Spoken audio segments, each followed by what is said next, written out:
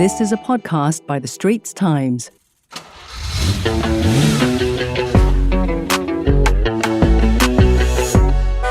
You're listening to COE Watch, a new podcast by The Straits Times. I'm your host, Ernest Luis.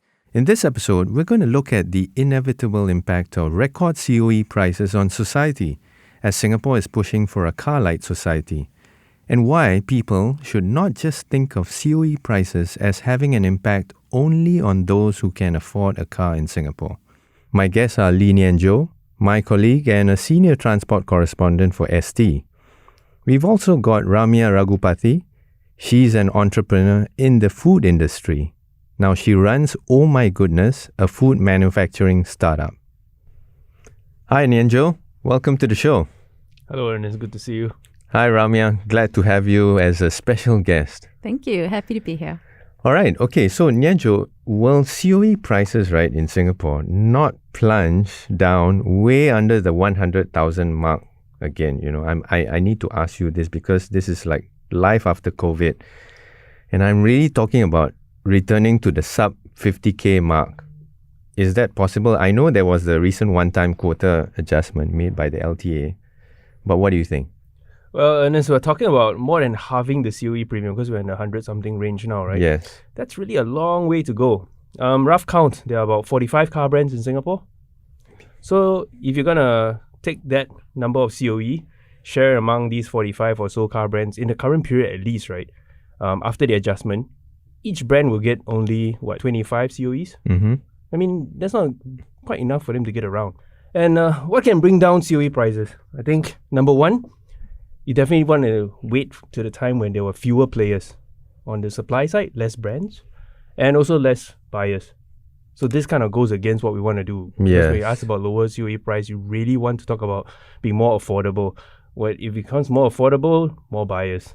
Yeah, but fewer buyers can't happen, right? Because we have not just private buyers, but fleet buyers as well now. I mean, there's competing demands now. We've always been on this topic, right? Every time we're on air for this is that there are cars being bought to use to make money. They're revenue making.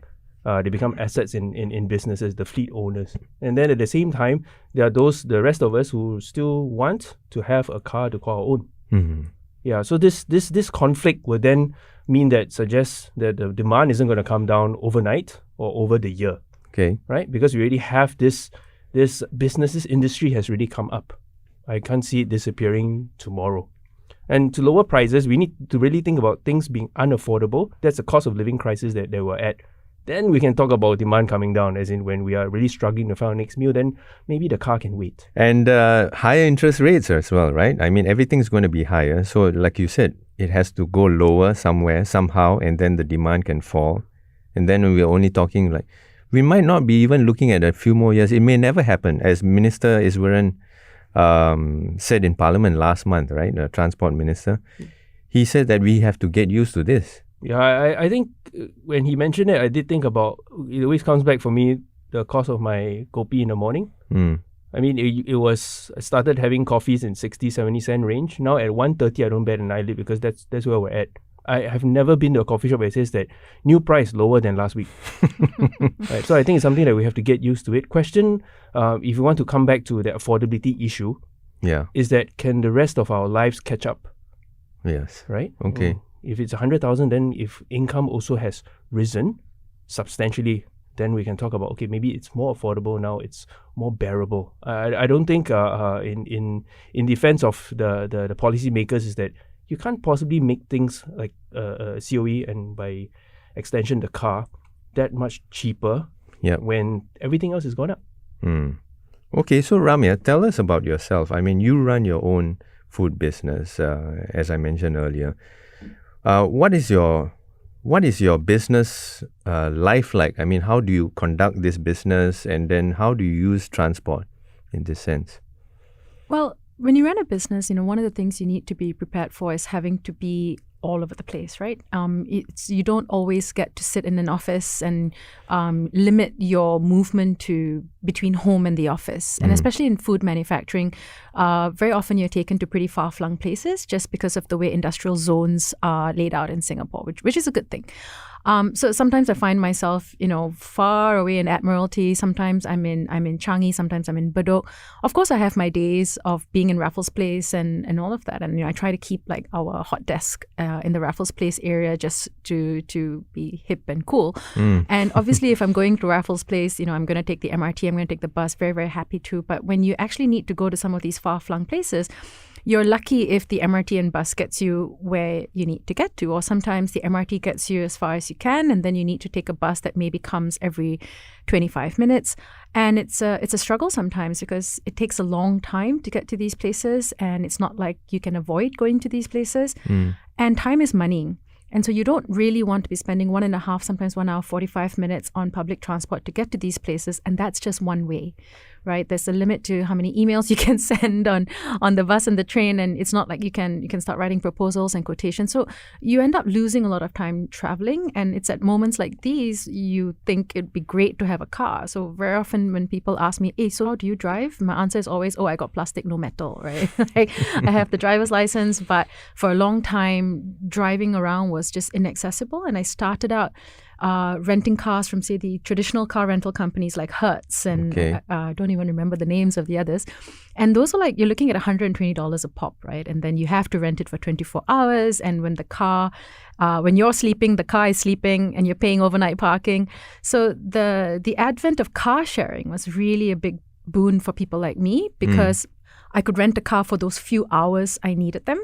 I paid parking as far as I needed for those few hours. But ordinarily, I wouldn't be looking at a bill beyond $30 to $40 for that period because I would rent the car for, say, 3 to 6 hours at any point in time, and I'll pack my schedule and see as many customers as possible, go to as many suppliers as possible. Yeah. Where are your factories now? So my factory right now is in Mandai, and when we started out, we were in Tuas. Wow. Let's just say there's a reason why those units were really cheap. So now we're in Mandai, and a lot of the food zones, a lot of food factories are actually in the Admiralty and the faraway bits of woodlands. And you're lucky if you can get a Grab to take you there, and luckier if you can get a Grab to take you out, right? So when you have a small business, you don't have company buses to take you in and out. So you're really kind of on your own trying to figure out your own solution. So car sharing has been fantastic. You get the car for a few hours, you drive out, you meet your suppliers, you meet your customers, and then, you pop by the factory, see your employees, and then you return the car. But this takes planning. Yeah. Right, like some serious planning. And I've always been some hyper-organized super planner, so this works. But, if last minute I need to go see a customer or a client or a supplier, it gets quite challenging because they're usually in far-flung places. And it's not like there's a car sitting there waiting for me. And Grab can add up. If you're doing like multiple locations in a day, each trip could cost you $30 to $40. And like I mentioned earlier, sometimes you can't get a ride out. Nobody wants to go there empty, right? And it's not like you can stand on the street and flag down cabs anymore. I honestly miss that, like hoping that some taxi driver with a green light will come by and you can get into that car. So I think, as a business owner, especially in the food sector, it's been quite challenging. And, after a while, you just stop monitoring COE prices and all of that because you're like, this is never going to happen. It's just too expensive, and honestly, not all Tauke's have a car, and so some of us need to make do with the alternatives out there. Yeah, that's an interesting facet of life, which we, it sort of brings us back to Nian Tjoe. I mean, you talk to dealers on the ground, and they are predicting that, even with the increased supply of COEs over the coming months, it could be outstripped by the higher demand, and we don't see that. I think majority of Singaporeans who usually will take public transport, they don't see this other aspect of who is using all these cars and, vans and all that. Ramya is in the food business. So obviously she needs it for this kind of facet of life, because it's impractical, just take MRT and then take a bus and then do a connecting bus and then wait at a lone bus stop for hours. It's just like she said, it's not productive at all. So what do you think? I mean, what does the latest data tell you about like car sharing and all this? This is going to be the new way forward? I think at least in the immediate term, the way car sharing has been configured, I think it's both the cause and the effect. If you look at it, of the COE situation. Fundamentally, the COE is essential for the vehicle to be on the road. So if that entitlement is going to cost you more, the vehicle is going to cost more. Yeah. And when the vehicles cost more, you're going to have those that cannot afford to have the vehicle for all the time, will have to turn to some form of a sharing arrangement, some kind of rental. The way we see it, car sharing is just the usual rental business, but now in smaller pockets. Yep. Right? I mean, you can do it out 30-minute windows or longer. So therein gives you this, can we call it a paradox? Because on one side, they're supposed to be the solution. But then in their pursuit to grow their businesses, we see that as their fleet grow, they actually, like it or not, they are contributing to COE premiums going up as well. So a little bit more to it is that besides explaining that, look, car price because of COE, it's also the way COE bidding behavior, actually what we have observed. So fundamentally, COEs are decided, the number of COEs in the market is decided on a 3-month basis. So in that 3 months, you have about 6 tender exercises, usually about a fortnight between them.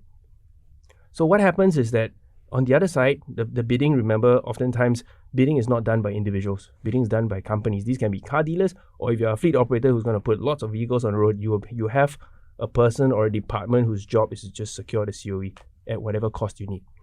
So on one side, when they're bidding, a lot of it is going to be based on what they need and what they expect, where the COE needs to be or will be landing at. On the other side, which is a little bit more on how they're going to derive the expectation of the number of COEs that will be entering the market. Right. So just now I said that there are going to be 6 tender exercises in one go, in one period. So usually what we observe is that initially, say we start with, the announcement says, we're going to have less COEs than before. So expectation, the next tender, so the first of your 6, they're going to rush in. Oh no, we got the dash, right? And after that, usually the market will slightly overcorrect. So, okay, now we paid too much for it. Ouch. So you kind of go easier, and then after that, as you are going, this is first, second, third, and as you move into the middle-ish part of this quarter, you're gonna go, let's look at what the deregistration is like. Are there a lot of vehicles being thrown back into the market, being scrapped, which would suggest that the next quota period will have more COEs. So then, okay, if more is going to come, I'm going to chill. I'm going to take it easy. So the dealers will then start to bid a little bit lower, and we see premiums can edge down a little bit. But here we're talking about very minute differences because fundamentally, the supply of COEs is too tight for what the market demands. Right? So oftentimes, I think this correction, overcorrection, undercorrection, and this sort of behavior, this is how they keep finding their way around. This is, as we've been told, this is what free market is about, where you don't hit the perfect number at this round, but hope the next one you get a little bit better, closer to the mark. So this means, on the other side, is that one of the changes that we've actually discussed about is how there were measures introduced to reduce this volatility. So from a quarter for the quota to the next one, it's like, why is there so many more COEs or so few COEs? Fundamentally, it's based on the number of deregistration, right? And when the term used is to reduce volatility, and that's in both directions. In terms of getting more COEs, you're not going to get as much more, the spike, or dips in COEs, you're going to get a crash in terms of the number of COEs just disappearing by huge percentages. So this also means that we're not going to have premiums are not supposed to be spiking and crashing as well. Right. And we also know that, coming back to where we started with, which is about car sharing and rental rates, is that rental rates are already high. Because the whole of last year, we keep seeing COE, record COEs. You keep making the news, right? At the same time, the operators are also going to cost more when they need to buy the vehicle. And this has to be passed on to the consumer, like it or not. Yeah. And roughly, we did talk about interest rates as well, right? Well, to finance these cars, as wealthy as they seem, these companies, they are still financing it through some form of a loan. So one way or another, we are bearing it as consumers. Yeah, because ultimately, people like Ramya and all that, I mean, not just the average consumer or the person who's just like taking maybe renting it for the weekend to spend with the family or something. But Ramya, in your business, you'll be using it every day. The cost will be passed on to people like you, right? Yeah, I was just about to ask that question actually, because you mentioned earlier that the fleet buyers are also driving the prices up, right? And at some point, that's going to come back to us. And I think we've already seen Blue SG increase its price over the last year. I think, the minute or per kilometer rate's gone up. So I think slowly but surely it is going to just keep going up. And then at some point, is car sharing going to be the boon that it once was, right? I remember I started off using car sharing with Smooth. It was super affordable, but it's also not around anymore, which I think says something about maybe the model, that it wasn't financially sustainable. And now I'm using Tribe Car quite a lot. Hopefully, they've reintroduced new pricing models over the last few months as well. And that I watch probably more closely than COE prices, since I'll never be able to afford a car. But it's been interesting to see all the pricing model changes and seeing how it's slowly, thankfully, but surely going up little by little, right? And I'm sure the COE prices have something to do with that. And your brother as well, right? I mean, you were... Well, yeah, he had a lifestyle when he first had his child where I'm going to talk about him without his permission right now on national radio. So, he had, not everyone, has as helpers at home, and not everyone has, very solid family support, to raise children. And he had a lifestyle where he had to send his kid to Jurong while living in Woodlands, and then drop himself off at work, and then drop his wife off. So the need for that transport within that short 2-hour period was real, and that option's sort of been taken away as well with the whole 50%, upfront. Most people don't have that kind of cash stashed under your mattress, to just pull out and buy a car. And unless you got a head start and you keep having cars to trade in and all of that, even then, really, what can we really buy, with whatever we're getting out of that. So I think everyone's just had to get a bit more creative. A lot of people that had cars 5-6 years ago, I see them all not having them anymore. How's he coping now? Yeah. Well, first the child has grown up. That helps a little. Yeah. It does help.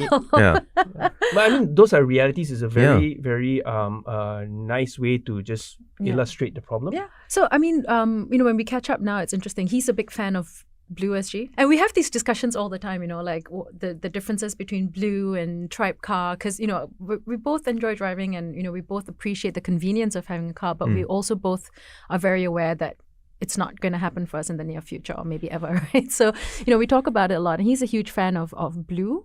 And I think what he likes about it is that you pick it up from point A and you go to point B and you can end your journey. Whereas for me, I'm a huge fan of Tribe Car because I find that it's more affordable, and I'm not limited to parking it in certain spots. So it's interesting to get into these debates, and whether or not they address these very real issues of daily life. I think it really depends on the use case, right? So for me, I like having a sedan that I can pick up at a car park near my house. I can load it with all the barang I need to bring to the factory. I go to my suppliers, I go to my clients, I put things in the car, I take it out. Blue SG, it's a small car, it doesn't drive as well, and I keep hearing about the tech fails. Sometimes the charging port doesn't work. Sometimes it doesn't recognize your booking. Sometimes you can't end your booking. And that happens a lot, right? Tech is driving a lot of these solutions, and that tech has to be kept updated and refreshed, and it needs to work. Otherwise, car sharing stops being a solution in the long haul, right? Yeah. I've had fewer issues with Tribe Car, and but again, it takes a lot of planning. Because there are multiple car parks around my area, and obviously you always want to get the car that's in the car park that's closest to you, especially if you're loading it up with a whole lot of things. But if it's a last minute need, chances are the car's not there. It's not just sitting there waiting for me. But so how long do you spend to plan this? Just one day, right? How many destinations? I don't drive every day. Every day. It's usually, again, I kind of plan it ahead of time. So I'm like, okay, so on Tuesday, I'm going to go to the factory, and then after that, I'm going to go pick up all the stuff from the printer, and then I'm going to go to another supplier, and then I might go meet a customer to drop off some new, pamphlets or A510 cards, whatever, and then I bring the car back and I park it at my house. And sometimes it can get quite stressful because, you're chatting with your customer or your client, and you want to keep chatting, and then you're constantly looking at your watch because you have to return the car in 45 minutes. And if you're lucky, you can extend it. And I think Tribe Car just launched the app quite recently in the last 12 months, and that's been very, very helpful because then you can just secretly log in and extend the car. But that's on the assumption that someone else hasn't booked it, right? And if someone else has booked it, then you kind of have that stress of having to drive back quickly and put the car back for the next user. Again, that's probably why my brother prefers Blue SG, because you don't have that stress, right? You just pick up the car and you just keep driving, and when you return it, you return it. But it's also a lot costlier, right? So there are pros and cons for each solution. Again, it really depends on the use case. I don't do it every day. I mean, that would add up as well eventually. And sometimes it is more convenient to take Grab, for instance. When I don't want the pressure of having to bring the car back, I'll just do like a Grab one way to the factory, spend all the hours I need, and then I'll happily take the Blue Line home, from Bukit Panjang station. So it's very much dependent on the situation, like what is most convenient and what is most cost effective. Also, I run a food startup. It's not like we have all this cash to just burn or corporate cards to just, to use. So you have to be quite clever about planning what your transport solution is going to be. And of course, if I had a car, I'd take all of that stress out, right? And all that planning. But in the absence of that, this is just what we have to do. Good thing you're an obsessive compulsive planner. I never said I was obsessive compulsive. I said hyper-organized super planner, my friend. But it sounds like there's a lot of planning, right? Yeah. I mean, that's the reality of life that we don't often see and we don't often hear. Yeah, I think at the end of the day, some truths that always apply is time is money, right? Yes. You want convenience, you pay for it in another way, which is in this case you're going to pay more. And also, as Ramya was sharing, just come to mind that why are fleet companies increasing their fleet? So if you think about it from the user perspective, or maybe turn around from the operator's perspective, I need to get the business word is penetration. I need to get it there. If I can take over all the 10 multi-story car parks within 2 bus stops, all filled with my cars, then it's job done, because then I become the market leader for this estate. But to reach that point, I need to keep increasing the fleet. Yeah. Right? So I think it's whether you are on a point A to B sort of car sharing, which is what Blue SG does, or all the others that does what is called a point A and back to A, you need to sort out that critical mass, the minimum number, or in this case, more than minimum. And then there's also this problem with, and we touched on it a little bit before, which is, what about these peak periods, whether it's a weekend off, whether it's a long a holiday period, Fridays, right? And all that. And it's not too different from the likes of having ride sharing, which is your Grabs, where people ask, why is, at least theoretically, what was surge pricing about? Because there is a lot of demand. But then also you have less of a surge pricing situation if you have many drivers, ample drivers that can address the need. Yeah. So I mean, this is really a caught between a rock and a hard place. Find us on Apple, Spotify, Google Podcasts, or via the Google Voice Assistant and Amazon Alexa-enabled devices. And now back to our podcast episode. Back to my conversation with Lee Nian Tjoe, a senior transport correspondent for ST, and Ramya Ragupathi, an entrepreneur in the food industry. We're talking about the effect of record-breaking COEs on Singapore society and why people should not just think of COE prices as having an impact only on those who can afford a car in Singapore. Minister Iswaran's comments recently on the correction in motorcycle COE prices, he said that it shows the market is working as intended. But how do you make sense of it now after last Wednesday's bump saw it go past the 10K mark again? I mean, that really stumped everyone, right? Yeah, well, for context, is basically the COE price for motorcycles have doubled again. So it was halved and it doubled. But it's really too early to tell. I mean, to be fair is that it is a knee-jerk reaction versus a real effect. So when it fell, I remember that in that evening I was calling up motorbike companies and they said we're very busy now because many customers. They are busy rushing because everybody thinks that they want to score a bargain. Right, Some so all did, rushed in. Yes. Some went in and got the bike with the cheaper COEs, those that were already secured. Others need to go into the market to bid. But overall, there was definitely more demand than what was before. So this is, like I said, knee-jerk reaction. The real effect would really take a little bit longer time because for a few things. One, for those of us who have a motorcycle now, you need to, wait for the pain to go down to know that, now your bike is worth less if the COE does come down. Same for the companies who are holding these bikes, they're leasing it out. So it's all about them managing this, flushing out these more expensive COEs and bikes that come with it. And this process would be, I believe we should be discussing it in over a timeline of excess of 6 months. Okay. Before you get some kind of a normalcy. You say, let's take a temperature again. Are we at the right point or not? Is that how long a gig worker has to wait, to find all of this out and how it plays out? Well, I think it's not just the gig workers. If you think about it, anyone who needs a motorcycle, they're not restricted to guys who are doing food deliveries or short-term work. I believe we actually mentioned it before where, for example, I've learned that bus drivers, they don't usually have the buses parked right at the car park in front of their flats, right? To get there, they actually use a motorcycle. And these are the guys who would be either renting or buying motorcycles. And I'm sure maybe from Ramya's experience as well, you're going to see that there are other users of motorcycles that are impacted by the high price or the hope of a lower COE price down the road. Absolutely, Nian Tjoe. I mean, in the food sector, which is one specific sector, but, industries in general are not located in residential areas or in central areas. So the commute for workers in various industries is real. And if these guys are being priced out of the car market, then motorbikes become a viable option that's within reach.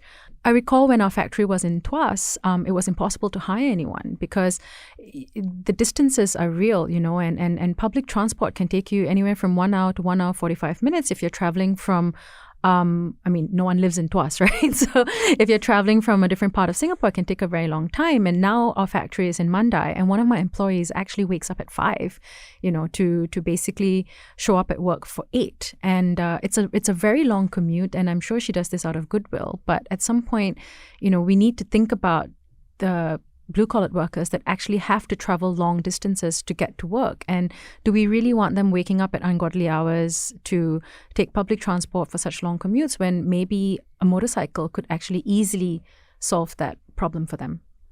I think if I can add to that is I've also been realizing on this very subject of far away places for people who are working, it's also the concern with the timings. Right, because you could, one natural suggestion might be put them on a bus, get a chartered bus. But then you might not have enough workers who needs to be there at this certain hour, originating from Tampines to land in Mandai by this period. So I think that level of flexibility you have with your own vehicle, whether it's a motorcycle, whether it's 2 wheels or 4 wheels, really, I think is really applicable and is a real challenge. And as a small business owner, what we could do then is to help cover or offset some of that cost. We could give you a transport allowance or cover fuel.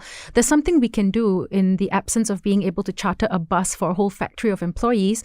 For individuals, we can provide certain allowances, and then it's a win-win for everybody. So just like it is for the car prices hovering around the 100K mark, do you think it will sort of even out just maybe slightly below the 10K mark for motorcycles, more or less?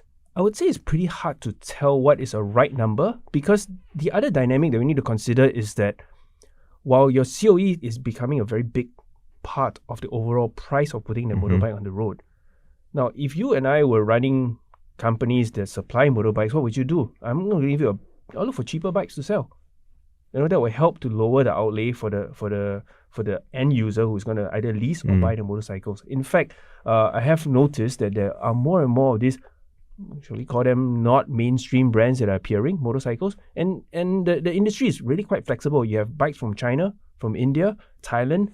These are not well-known brands, but if you really need a bike, this is a viable option. You don't know how good or how bad it is, you can try. If it means that I'm going to save on a per month basis, I can knock $50 off my rental, I'll try. I'll go. Yeah, so it's not, I wouldn't say the COE number, the price. It's like if it's at $9,999, it's a lot better than $10,000. Doesn't really make a difference. But if overall my outlay as an end user, I can save a few dollars, or let's go back to the Kopi index and get a few more coffees along the way, then I'm game. Yeah. Yeah, basically it's the demand, no running away from it. Post-pandemic Singapore, everything is getting back to normal, but there's more intense competition. To do business, you need to travel. And the cost of business also is going to go up. And Ramya, what do you think? Is it fair to say that is it fair to say to someone, okay, look, you don't deserve a car because, you can't afford it, so you better just suck it up, But at the same time, there's a certain reality that, yes, there are, the price is it. There's so many pressures on this society, on this small country. How do you think you see this playing out for yourself? And also your own usage patterns for transport, not just for your personal reasons, but for your business reasons as well. Yeah. Well, I think because of the nature of the business, one option later on might be to have a company vehicle that can also allow us to do, maybe deliveries and all of that. But that's a long way away, right? Like you need a bit of cash to burn to make decisions like that. How old is your startup now? 5 years old. Right. Yeah. Okay. And 5 years old with a 2-year pandemic, so it's been fun times. I think at least for myself and the team, because we're going to expand the team soon, and it's things I think about, right? Like, should we get an office space? Right. A private office space. Should we get what am I going to give the salespeople? Obviously, as a small business, like we're not going to have a company car for the salesperson to drive around. I think that is, it's just too expensive to consider that. Would we look at car leasing for the salespeople and for me to use as well? Like some of these options we're considering, but at the same time, you're like, that just sounds like one big fat cash burn, And I think at least this is just me, maybe in my startup mindset still, not ready to think like a large corporate, but that sort of decision making is quite critical for your cash burn, right? And so I think for the time being, it'll be about being a hyper organized super planner and looking at different modes of transport, working in combination with one another, car sharing, grabbing, and just being clever about planning the routes and how we're going to cover our transport costs, because everything is going up. Grab has gone up significantly since the pandemic. Rent is going to go up at some point. Cost of raw materials has obviously gone up. Sometimes attributed to the Ukraine war, but I'm still trying to understand how my raspberries have been affected by that. But that's a different conversation.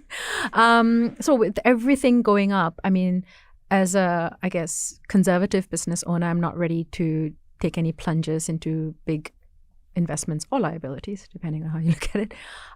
So we'll see. I think it's about waiting and seeing what happens, what changes. I think if car sharing keeps going up in price, that's something to definitely monitor and watch. And it's almost like, how when people book a ride-hailing service, they open like 3 apps. You got Tada, you got your Gojek, you got your Grab. That's sometimes how I feel when I'm planning the transport for the week. I open my Tribe car and then I compare to Grab. And, maybe one day we'll compare it to car leasing as an option as well. And because everything keeps changing and everything keeps going up, I don't feel like in my mind there's one singular clear solution for the future. We'll have to keep comparing the costs, but there's also a cost to that kind of planning, right? Excessive planning. Yeah. You kind of want a simple solution. So I think it also depends on how the business goes, how the market goes, and what other costs are rising along the way.